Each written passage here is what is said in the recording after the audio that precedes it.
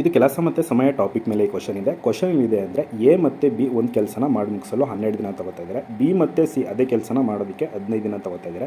C ಮತ್ತು A ಅದೇ ಕೆಲಸ ಮಾಡೋದಕ್ಕೆ 20 ದಿನ ತಗೋತಾ ಇದ್ದಾರೆ. ಹಾಗಾದರೆ ಎ ಬಿ ಮತ್ತು ಸಿ 3 ಜನನೂ ಸೇರಿ ಆ ಕೆಲಸನ ಮಾಡಿ ಮುಗಿಸಲು ಎಷ್ಟು ಟೈಮ್ ತಗೋತಾ ಇದ್ದಾರೆ ಅಂತ ಈ ಕ್ವಶನಲ್ಲಿ ಕೇಳ್ತಾ ಇರೋದು. ಇದನ್ನು ಯಾವ ರೀತಿ ಸಾಲ್ವ್ ಮಾಡೋದು ಅಂತ ನೋಡೋಣ ಬನ್ನಿ. ಎ ಮತ್ತು ಬಿ ಎಷ್ಟು ದಿನ ತಗೋತಾ ಇದ್ದಾರೆ? 12 ಡೇಸ್ ತಗೋತಾ ಇದ್ದಾರೆ.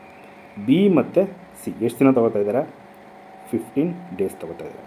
ಸಿ ಮತ್ತು ಎ ಎಷ್ಟು ದಿನ ತಗೋತಾ ಇದ್ದಾರೆ? 20 ಡೇಸ್ ತಗೋತಾ ಇದ್ದಾರೆ. ಇಲ್ಲಿ ಏನು ಮಾಡಬೇಕು ಅಂದರೆ ಟೋಟಲ್ ವರ್ಕ್ ಕಂಡುಹಿಡ್ಕೋಬೇಕು. ಟೋಟಲ್ ವರ್ಕ್ ಹೇಗೆ ಕಂಡುಹಿಡಿಯೋದು ಅಂದರೆ ಇಷ್ಟಕ್ಕೂ ಎಲ್ಸಿಯಂ ನೋಡಿ, 12, 15 ಮತ್ತು 20, ಅಲ್ಲಿಗೆ ಎಷ್ಟಾಗುತ್ತೆ? 60 ಯೂನಿಟ್ ವರ್ಕ್. ಓಕೆನಾ? ಹಾಗಾದರೆ ಎ ಮತ್ತು ಬಿ ಒಂದು ದಿನದಲ್ಲಿ ಎಷ್ಟು ಯೂನಿಟ್ ಕೆಲಸ ಮಾಡ್ತಾರೆ ಅಂದರೆ 60/12 ಮಾಡಿ ಎಷ್ಟು ಬರುತ್ತೆ?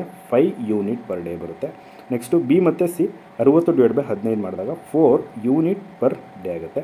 ನೆಕ್ಸ್ಟು ಸಿ ಎದು 60/20 ಮಾಡಿದಾಗ ಎಷ್ಟು ಬರುತ್ತೆ? 3 ಯೂನಿಟ್ ಪರ್ ಡೇ. ಓಕೆನಾ? ಟೋಟಲ್ ವರ್ಕ್ ಎಷ್ಟು? 60 ಯೂನಿಟ್. ಡಿವೈಡ್ ಬೈ ಏನು ಮಾಡಬೇಕು ಅಂದರೆ 5, 4 ಮತ್ತು 3 ಇಷ್ಟನ್ನು ಆ್ಯಡ್ ಮಾಡಿ ಎಷ್ಟು ಬರುತ್ತೆ? 5 + 4 9, 9 + 3 12, 12 ಯೂನಿಟ್ ಪರ್ ಡೇ.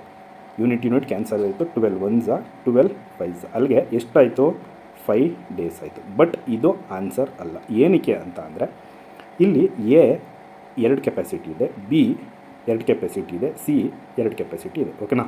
ಕೆಪಾಸಿಟಿ ಜಾಸ್ತಿ ಇದ್ದಾಗ ತಗೊಳ್ಳೋಂಥ ಟೈಮ್ ಕಮ್ಮಿ ಇದೆ. ಓಕೆನಾ? ಇಲ್ಲಿ 2 ಕೆಪಾಸಿಟಿ ಇದೆ. ಎಷ್ಟು ದಿನ ತಗೋತಾ ಇದ್ದಾರೆ? 5 ದಿನ ತಗೋತಾ ಇದ್ದಾರೆ. ಅದೇ ಕೆಪಾಸಿಟಿ ಕಮ್ಮಿ ಮಾಡಬೇಕು. ಏನಕ್ಕೆ? ನಮ್ಗೆ ಇಲ್ಲಿ ಏನು ಕೇಳ್ತಾ ಇದ್ದಾರೆ?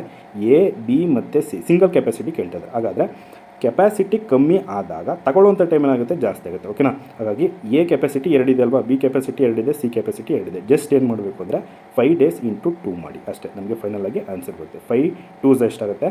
10 ಡೇಸ್ ನಮಗೆ ಫೈನಲ್ ಆಗಿ ಆನ್ಸರ್ ಇದೆ. ಯಾವುದಿದೆ option? Option D 10 days correct answer ಆಗಿರುತ್ತೆ.